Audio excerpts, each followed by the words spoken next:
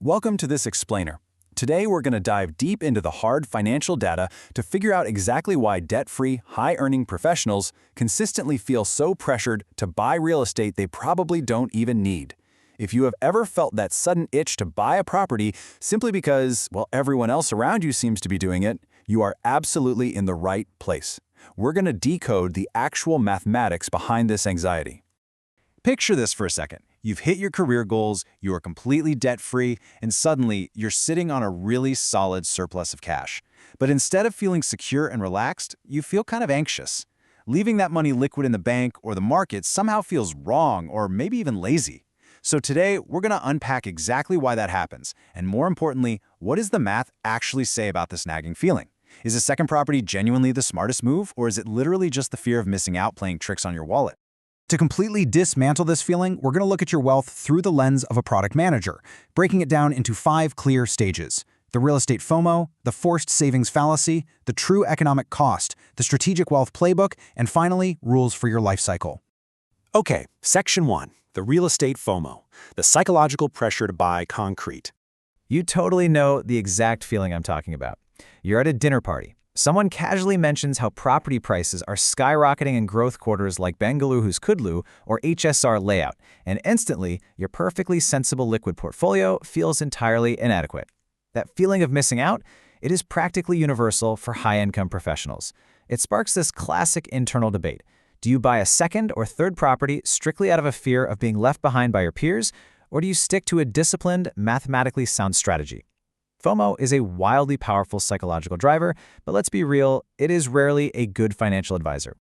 Moving right along to Section 2, the forced savings fallacy, the high cost of banking discipline.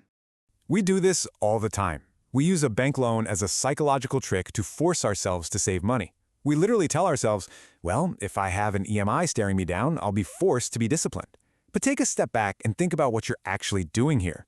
Buying property purely to fix your own behavior is kind of like paying a bank millions of rupees just to act as your financial babysitter. It traps your hard-earned capital in a highly illiquid box.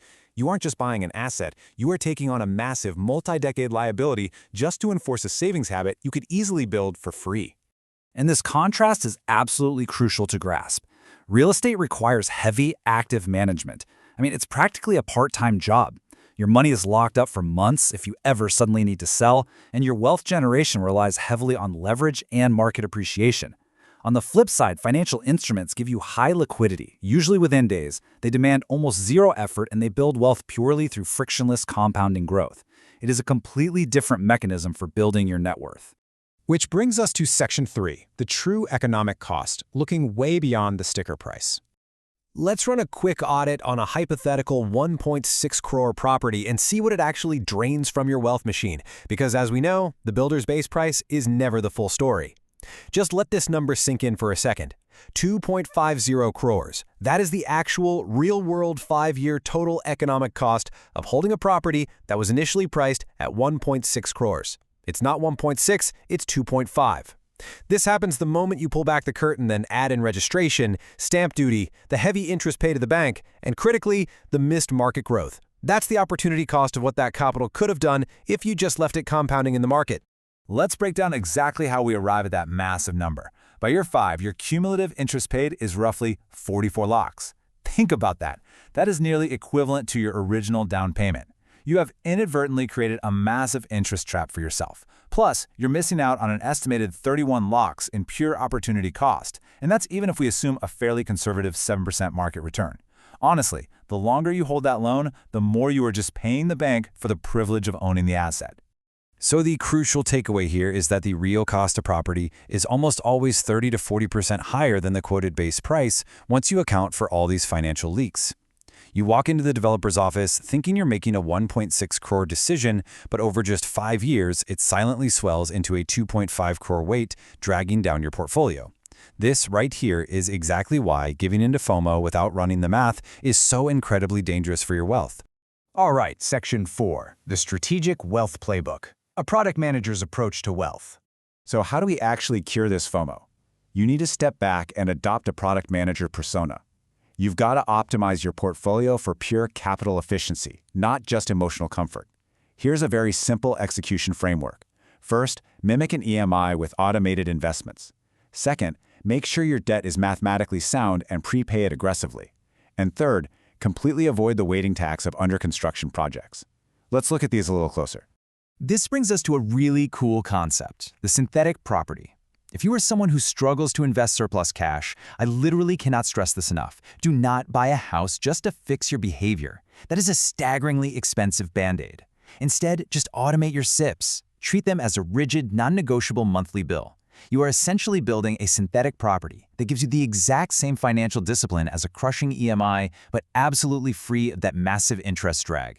It's a total game changer. But hey, what if you've crunched the numbers and you still want or need to buy? Then you absolutely must run what we call the leverage test. You have to treat the loan as a strategic liability. Let's say your loan interest rate is 7.5% and your opportunity cost is around 7%. Since the loan rate is higher, you have to prepay that principal aggressively. Every single rupee you prepay is a guaranteed 7.5% return. By turning your future income into a dedicated sinking fund to kill the debt, you allow your current mutual funds to just keep compounding away uninterrupted. Finally, Section 5, Rules for Your Life Cycle, Aligning Assets with Age and Goals. The reality is, we have to tailor these real estate rules depending on exactly where you are in your career journey and what type of home you are actually looking to buy. During your accumulation years, so roughly ages 30 to 45, your absolute top priority has to be wealth acceleration and keeping your liquidity. You want to maximize high-growth, liquid equity instruments. Honestly, you should really only be shifting heavily into physical, income-generating real estate much later when you hit the preservation phase at age 60 and above. That's when you start buying properties outright for predictable rental income, totally free from the burden of bank loans. We also need to draw a hard line in the sand between your primary residence and any investment properties. While your very first home serves as a totally valid emotional and financial hedge against inflation and rising shelter costs, a second or third home is a completely different beast.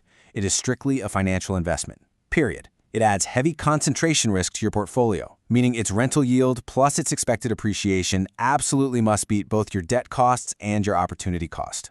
Let's drill down into the hard numbers for those subsequent homes for a minute.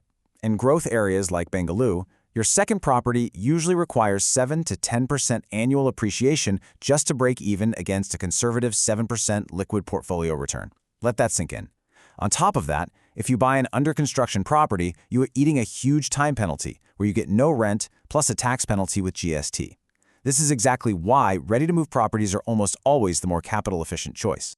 What you should fundamentally take away from this explainer today is that your wealth is essentially a product. It's all about preserving your options, mitigating your risk, and absolutely refusing to let dinner party peer pressure dictate how efficient your capital is. Right now, your career is your greatest asset. Please, do not trade away your financial agility for a piece of concrete just because you're feeling a little FOMO. Make sure the math actually stands up to scrutiny. So, I'll leave you with this one thought. Before you go and sign that next mortgage document, effectively locking up your capital for the next 20 years, ask yourself a brutally honest question. Are you just satisfying an emotional urge driven by the fear of missing out, or are you genuinely making a mathematically superior move for your long-term wealth? Take control, run those numbers, and build your wealth strategically.